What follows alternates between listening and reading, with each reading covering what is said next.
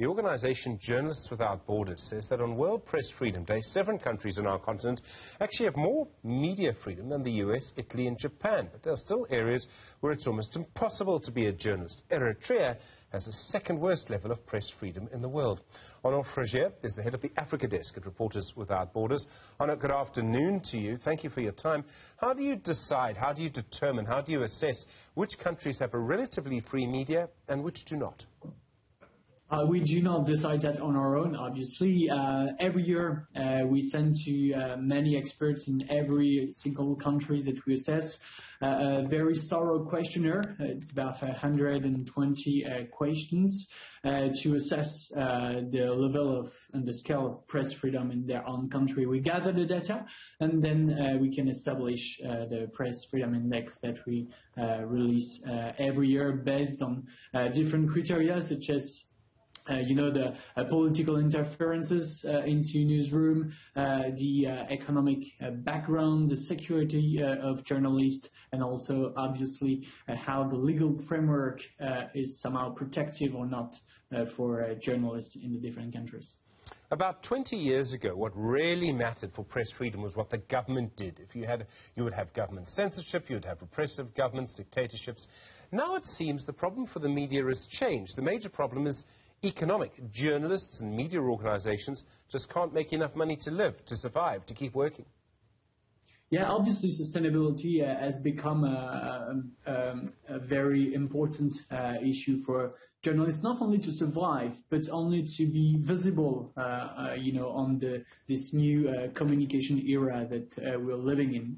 For example, in the social media, it's very hard for journalists to have their content disseminated with, the good scale and a very important level compared to, propaganda, disinformation content, communication. So visibility is a very important issue to tackle for the coming years, but also new actors who have come into the place, such as Facebook, WhatsApp, Twitter, all these giants that are shaping the way we see information and who are deciding that privately without any democratic safeguards and guarantees. So journalists like me do all the work. People like Facebook and Google seem to make all the money.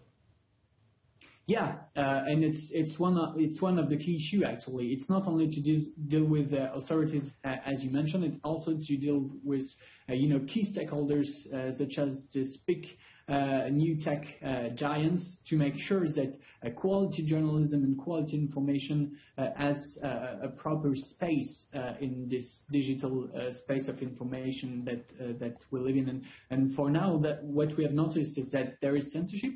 There is regulation, there is algorithm, but there is absolutely no transparency on what's being done by these giant companies, and this is important to change that, not to save journalists for themselves, but to save the right to access information for every citizen in the world. There's certain countries in Africa where it still is the government. So in Zimbabwe, independent journalists get arrested, sometimes just for tweeting. In Eritrea, it's really impossible to publish any information. In Mali, certain news websites were just blocked. Are governments still a big problem in Africa? Yes, the new threats are becoming very much important to deal with, but the ancient threats are still very much in place. Authorities still play a key role in what journalists are able to do. And as you said, the situation, for example, in Eritrea hasn't changed a bit over 2 decades.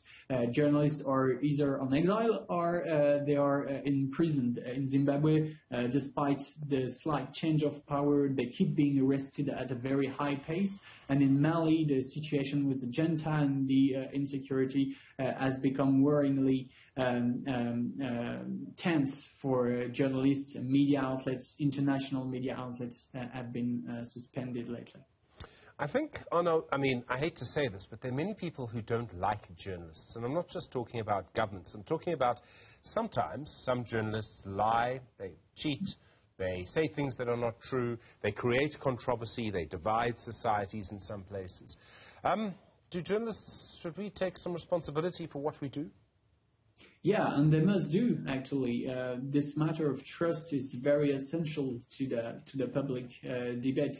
It's very important as a press freedom organization to make sure the environment is as enabling and as safe as possible. It's also important that quality journalism is having its right place, and that journalists are really doing their work properly. And what we've noticed lately is that this whole media landscape has somehow become very polarized.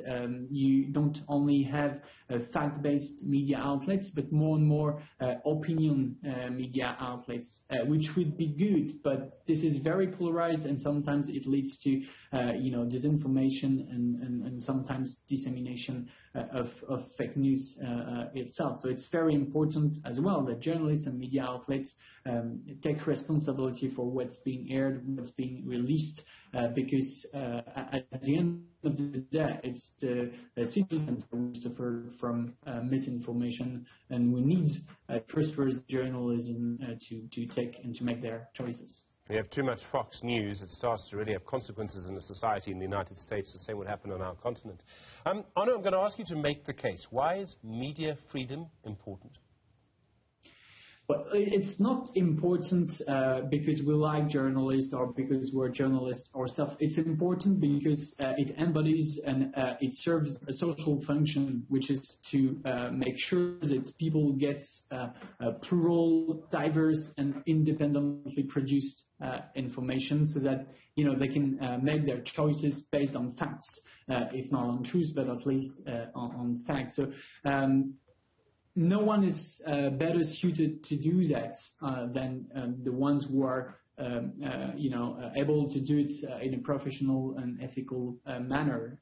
So that's why we are defending journalists, because they embody and they serve this social function that is absolutely essential for citizens and also for peace itself.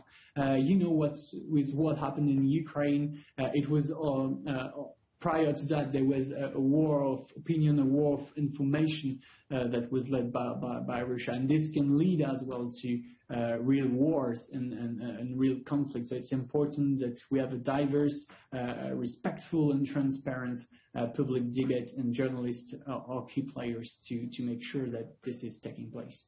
Arnaud Froger, thank you very much indeed, head of the Africa desk at the organization Report.